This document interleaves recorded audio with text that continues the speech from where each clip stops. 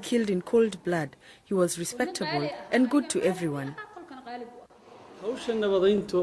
Making peace is costly.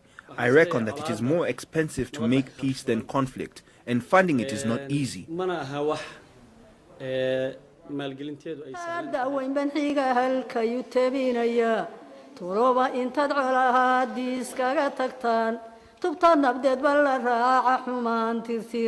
dadkeena ka tuuratan faararqi xumaa tanasul sameeya arrima la kala tirsado tamartu walid haddii aan la isku tiirsanayn tusmeeya inaad wanaagol isugu tagtaa.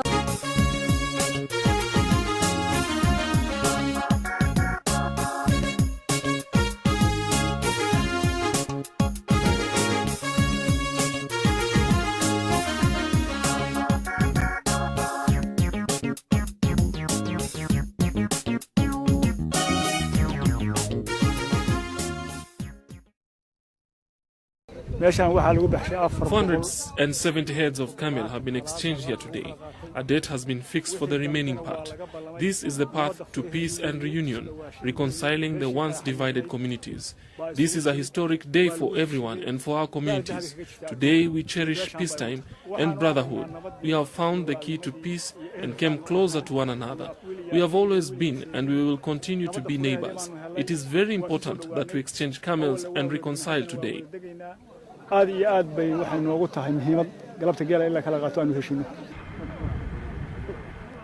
November 2007, 2 reconciliation meetings took place in Khore, under Butinle district, to resolve a prolonged conflict between Cumar Maxamuud and Bahararsame subclans. All attempts to resolve this conflict had failed in the past. The conflict initially started as a result of disputes over the construction of water reservoirs in Adaada and Ariska under Butinle.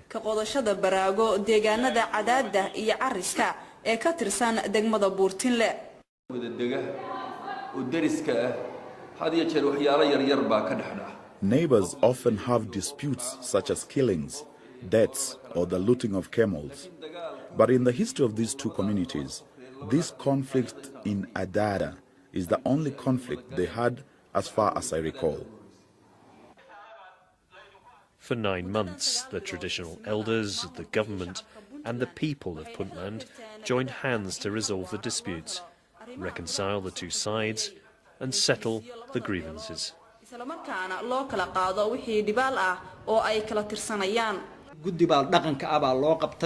An autonomous committee was formed and started work in Garowe. This committee was responsible for monitoring the process, organizing meetings and resolving obstacles. iyo waqti u qabashada iyo isugu yeeridda iyo waqtiga la isu imaanayo iyo wixii khaldama sixidooda gudiga dambe oo dhaqanka ayaa waday hawsha oo kormeeray. The committee was chaired by Islan Issa, Islan Mohammed. dadaal badan baa loo soo maray ama loogu talagalay. A lot of effort was made by the elders, the government and the community at large. The goal was to resolve the conflict and ensure that the problem never comes back again.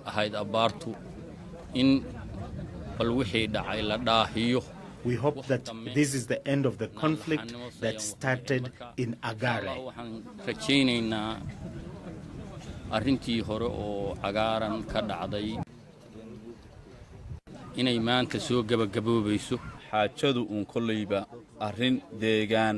This conflict was based on settlement disputes. And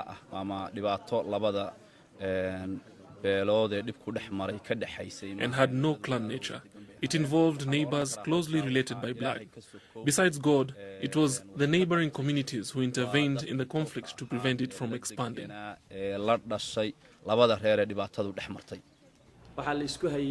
The issues under dispute were water reservoirs and grazing land. Each side wanted to construct water reservoirs in the settlement.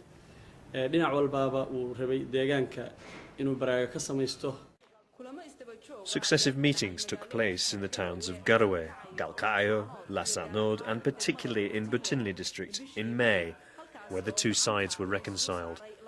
There also agreements were made and signed regarding the demolition of some 8 water reservoirs that Cumar Maxamuud subclan had constructed in Adada and Ariska settlements. In Ariska and Adada, life depends on livestock rearing, and the nomadic communities are in constant search of water and pasture. Because of the conflict, free movement of those animals and people was restricted.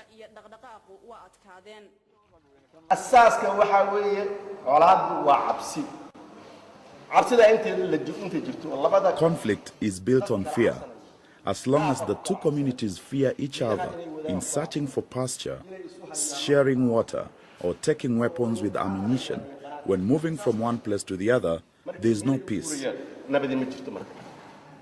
We hope that this all comes to an end, that compensation be exchanged, and that the two sides come to an agreement, sign the peace treaty, and be reconciled. When a conflict breaks out, people flee apart. Because of the problem that came up, the communities in conflict are people who know one another. Somehow or the other, disputes and rejections follow. The two communities also move away from each other. After a long period of separation, no smiles appear on the faces of those coming to participate in the peace dialogue.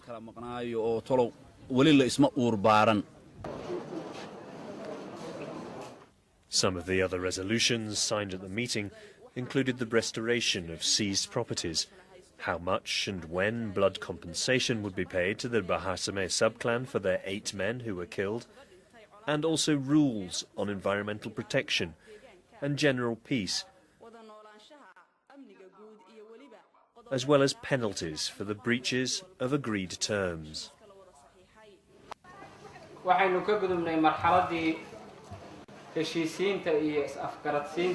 We are now past the stage of mediation and reconciliation of the conflicting communities.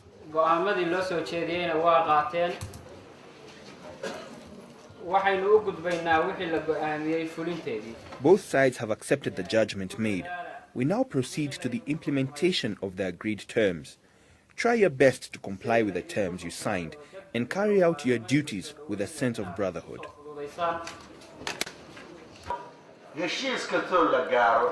Almost every agreement has flaws which may eventually complicate its fulfillment.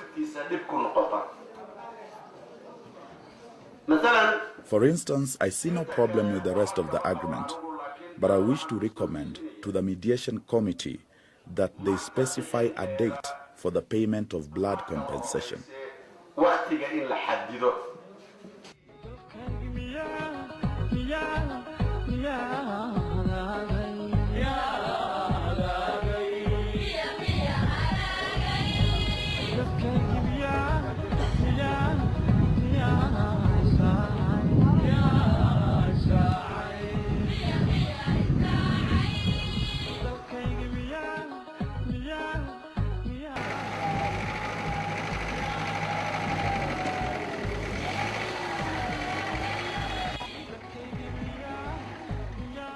Implementation of the peace agreement in respect of the demolition of water reservoirs and payment of the blood compensation took place in Adada, Ariska and Hore.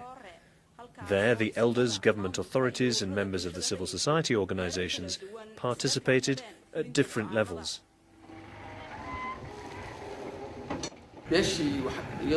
In favor of the community sustaining the greater damage, the judgment was to destroy the other side's reservoirs, which had been fully intact.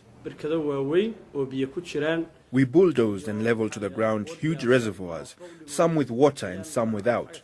That was the biggest challenge, because to the owner it meant losing his wealth from in front of his eyes, whereas for his opponent this was the only solution to the problem.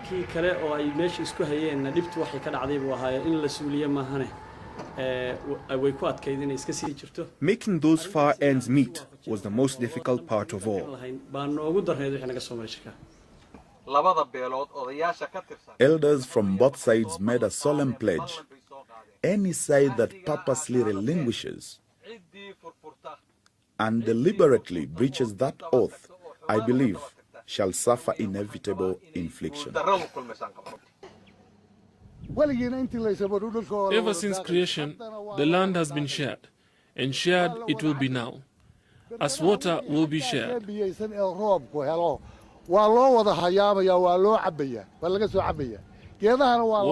will be sought from reservoirs on that side, and pasture will be for all. God did not guarantee water and pasture for one side only. I accept the decisions made by the elders, the committee and the Puntland government. I surrender my reservoir as the first to be demolished in return for peace.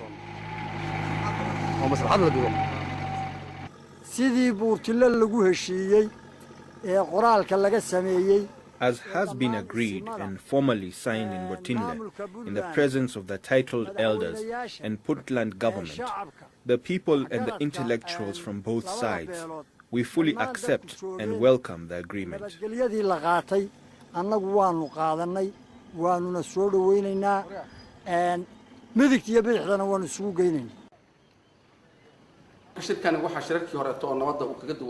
This meeting was unique in that people were willing to give up their water reservoirs and their part of the settlement in return for peace. It is a level of concession I have never before witnessed in Puntland.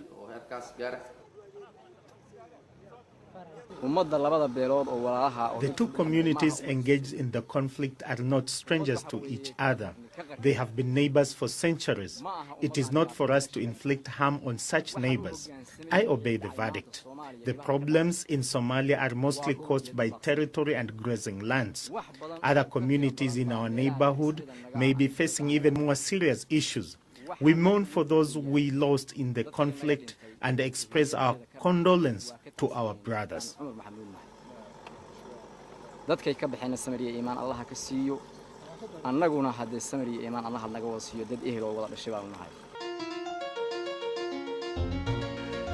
In the Somali traditions of conflict resolution, women have a fundamental role. The custom is that one girl goes with the camels given as blood compensation for each man killed.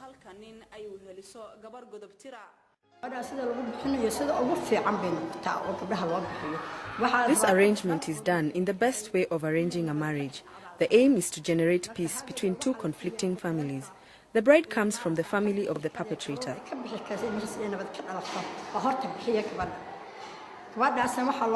The bridegroom is expected to be a man capable of making peace.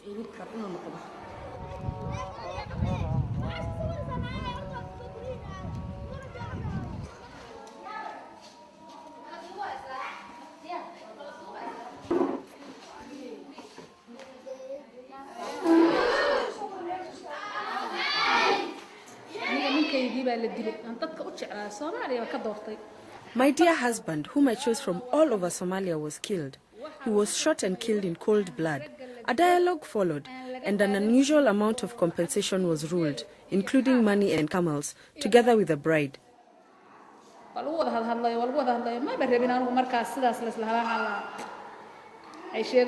To me, no amount of compensation was enough to replace my husband. I just felt contempt for their judgment. My son was given the hand of a girl, and we were given the blood compensation. We then paid the dowry. In no time at all, she gave birth to 4 sons and 1 daughter. According to tradition, marrying a girl to the brother of the victim removes grudges between the two families.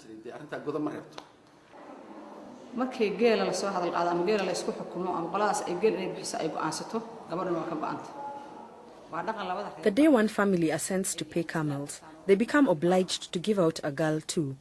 This is an established tradition. Somalis believe this will extinguish conflict, whether that turns out to be true or not.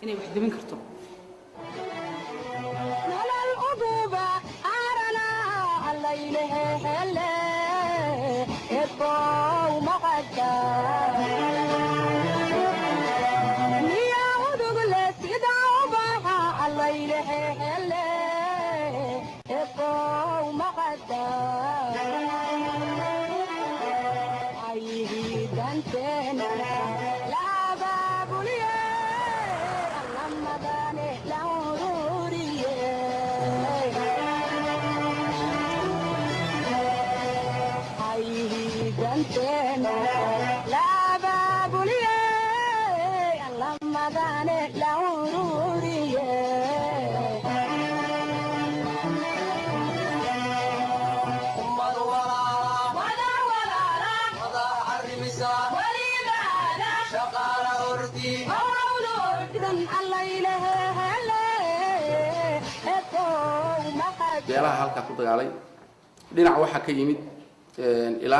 From the Dulbahante, up to 5 titled elders attended the meeting. From the other side, there were 7 titled elders who have been leaders during our period of statelessness.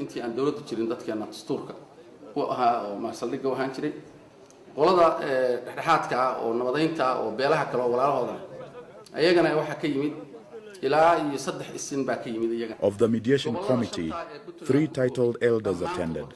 People came from all over Puntland, government officials, elders, members of parliament, the local organizations, and everybody. The Puntland government had a central role in the resolution of this conflict.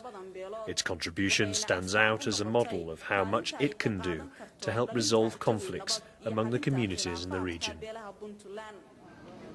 The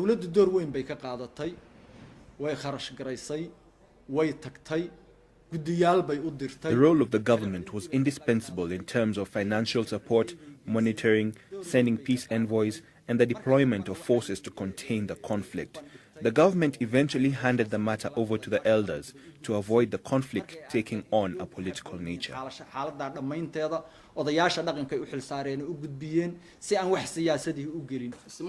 In the history of Puntland, this was the second time that such a huge number of titled elders came together formally to sign an agreement. The first was in 1998 at the establishment of Puntland State.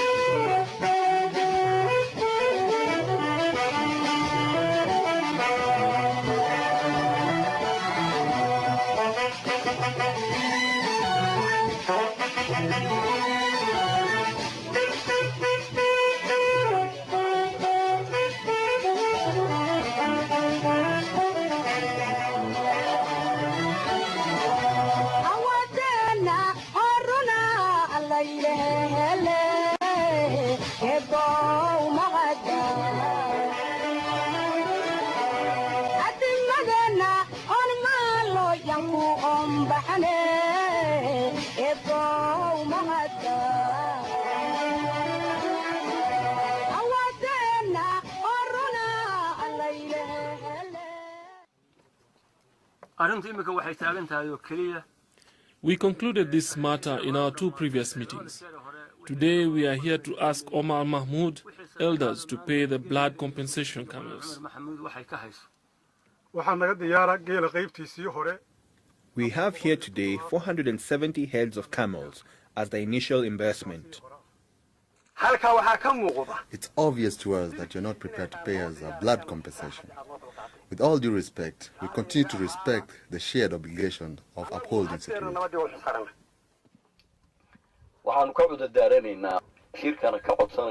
We wish to explain our problem and beg the Assembly to consider our reasons. As you can see, this part of the land has some pasture. Unlike here, our area has a serious shortage of water. There are some of us who have not had a drink for a long time. And you know that is true. We are aware that we are overdue in making this payment. By the will of God, we hope that you will forgive us for these circumstances. We give you our word that from now on there will be no delay from our side, and that we shall pay each compensation in time and with a sense of brotherhood. You've gathered us here to mediate us and resolve our disputes, to judge with fairness and convict the wrong side. That Cumar Maxamuud is today unable to pay such a small amount of compensation, no one will accept as true. No Hati in this gathering will believe, none of the kings here will believe, and we shall not believe. You should pay us the compensation for the men you killed in full amount, That is what we want, and nothing less. You, members of the Mediation Committee, were part of this judgment. That is the only way to peace, not by making excuses for having droughts or something like that. We, on our part, have the same circumstances. When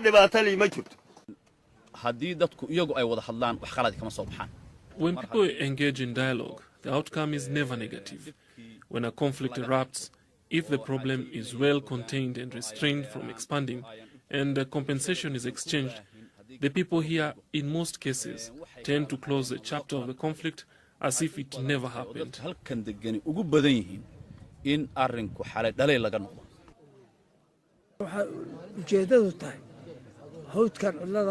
The reason for us to meet in this remote wilderness is to heal people's hearts of the conflict and disagreement by employing the crowned traditional elders and the intellectuals. No stone will be left unturned.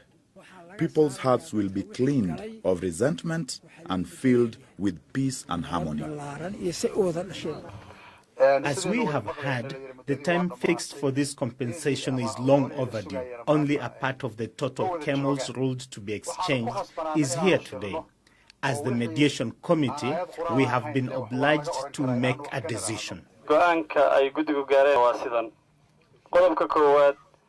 The mediation committee has decided that, firstly, the 470 camels will be exchanged today, and secondly, for the remaining 600 camels, cash payment will be exchanged.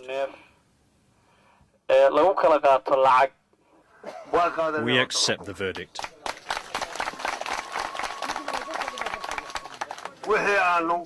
Also, regarding the decision on payment of the remaining compensation, we accept, for the sake of the Crowned Elders' Council. We accept the decision as the majority sees it fair. The men killed in the conflict and those alive now are all brothers. They came along a conflict, but it will not disconnect us from our brotherly relationship. The decision by the mediation committee, we fully accept.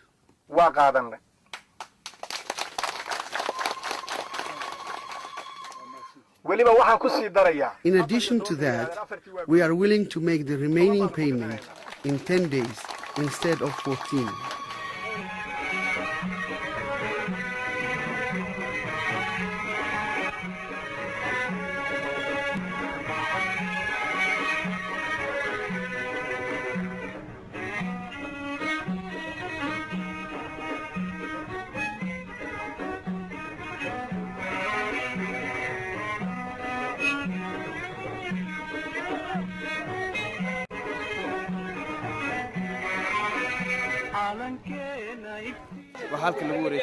Compensation of 470 camels has been made here today. It is a custom that usually takes place under trees. It is an established tradition in which elders resolve disputes among communities by ruling on the payment of blood, camels, and bribes. It is a long-standing tradition. I call upon every community to do the same. I say, give and take blood compensation with courage and honor. Issues settled in this way never come up again.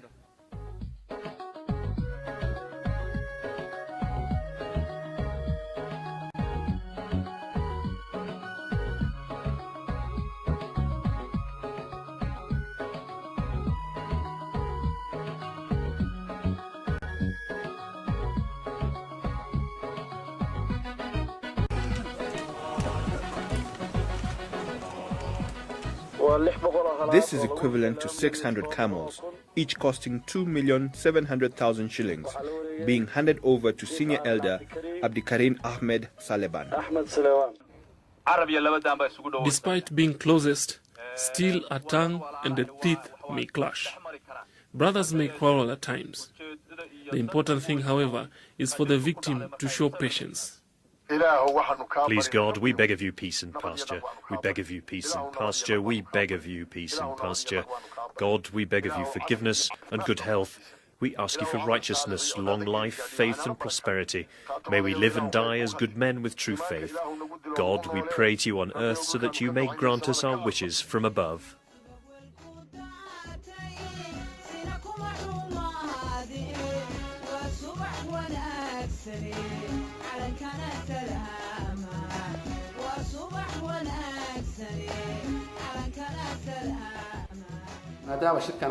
Since this was not political, but a traditional meeting to resolve conflict between two related communities, it is a Somali tradition that the rules applied and signed in such meetings become part of the legal codes within the traditional system of conflict resolution, to be referred to in settlements of subsequent conflicts among other communities. It's a priority to salvage those alive now. We need to learn from the past so that we may be able to avoid recurrence of evil and also use that knowledge in order that we may give the greatest chances to goodness, justice and peace. Whenever elders make peace, that peace attained helps peacemaking efforts taking place somewhere else. The consequences of all these peacemaking initiatives are interconnected.